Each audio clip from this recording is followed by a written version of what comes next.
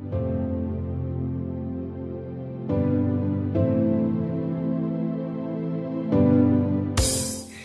finally, Hannibal Rising, which is the last book. And this is mainly just giving a background story to Hannibal and his life. In this, we find out that he lived in Lithuania during World War II, so during the second Hannibal, we'll just call it Hannibal, that is after Silence of the Lambs, he was around 50 at least. And Clarice was 37, so the age difference in there is a little disturbing as well, but that's another story. But yeah, he lived in Lithuania during World War II, and you just feel bad for him because he watched all of his family members die. And then he, literally after his parents and his adult mentors and stuff died, him and his sister were the only one left. And literally after that, they were kidnapped really by looters. It's during that time that his sister is taken away from him. We don't see it because it's like we're in Hannibal's head and he has blocked that part out of his memory. So we don't really find out what exactly happens. We just know he was separated from his sister and that he escaped from the looters.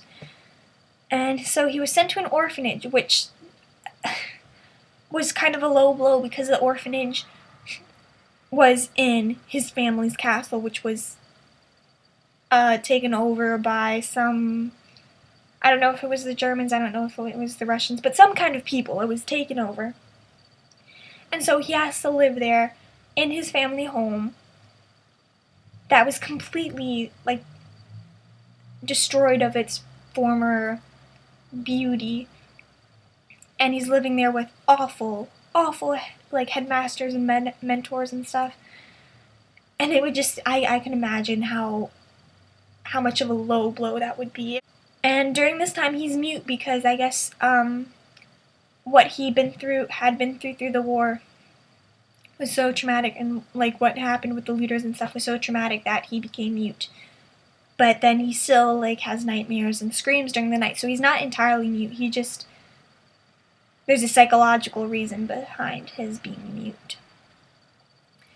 Then he was brought to live with his uncle and his aunt, who was a Japanese woman who had survived Hiroshima, I think, or she had left before Hiroshima, but she was from Hiroshima. And, yeah, he really cared for his aunt, more so his aunt, I think, than his uncle, because previously when he lived with his parents, when his parents and his sister were alive, he, was more loving towards his sister and his mother than he was with his father. His father was a bit more distant, so I think he was used to being more caring for women than he was with men. So he cared more for his aunt, and him and his aunt had gone to the market or something, and a butcher, started being rude to his aunt because she was Japanese. She was saying a whole bunch of racist crap. And Hannibal, that was the first time Hannibal talked since his being 8, so I think he was around 13. So it was quite a few years that he was mute, and he started talking to stand up for his aunt. And then we find that the butcher is murdered and Hannibal had done it. So that was the first time Hannibal ever murdered anyone. Oh, and I guess I should say that throughout the orphanage, Hannibal would always stick up for the little people, younger kids, and he would always stand up against the bullies and all the mean people. So, which I think that becomes a very predominant trait, as seen by who he kills in in Hannibal. He goes for the bad people, the people who are abusing their power and that kind of stuff, and taking care of the little man. So yeah, that's important. And then a couple years pass, his uncle died, he's living with his aunt still. Then at 18, he became an assistant to a professor in the medical field. So and that he was the youngest person to do so. So it shows a lot about how smart he really is, which obviously could be seen by his psychological mind games throughout The Silence of the Lambs and Hannibal.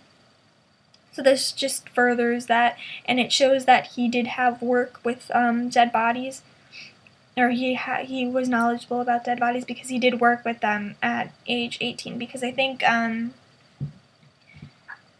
the professor, they did a lot of anatomical stuff. I know this was, I think it said that a lot of the anatomical books were destroyed during World War II, so they had to completely redraw everything, and so Hannibal would draw the body parts, and then he would also cut them up and prepare them for the class.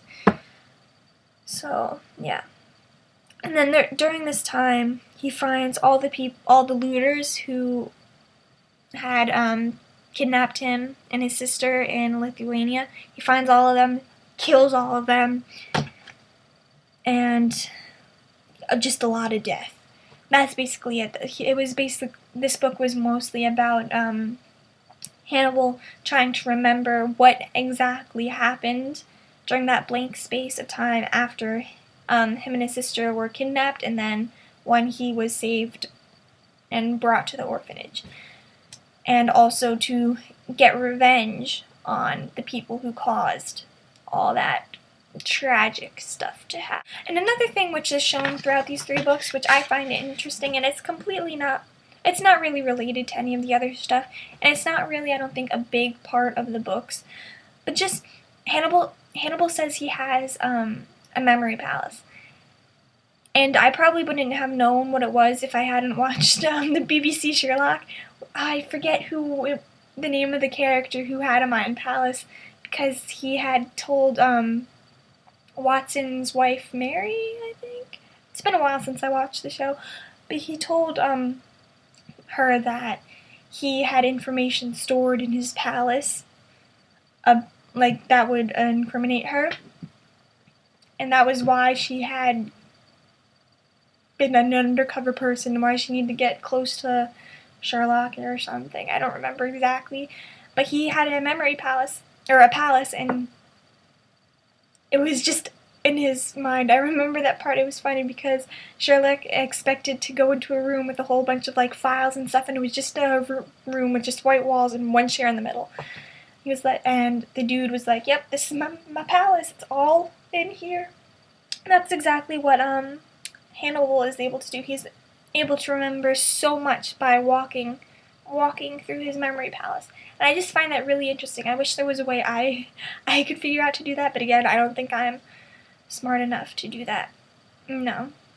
Which makes me sad, but oh well. This was the 3 of the 4 Hannibal Lecter series books by Thomas Harris. Again, The Silence of the Lambs, Hannibal, and then Hannibal Rising. I didn't read Red Dragon. I will be doing that at some point soon, and hopefully I'll get another book review up about that. But yeah, these books were very interesting, but if you are going to read them, if you haven't read them yet, definitely tread with caution. It is quite disturbing, especially Hannibal. That was where a lot of the disgustingness came from. And it wasn't even from Hannibal, which, I don't know. I think he's got a little bit more of a bad rap than he deserves. But, yeah, he's still a cannibal. He still eats people. That's disgusting. So, yeah, read the books, and hopefully I'll be back quite soon with a review for Red Dragon. And if not, I have other books that I'm going to read. So, yeah, thank you for watching. I hope you enjoyed.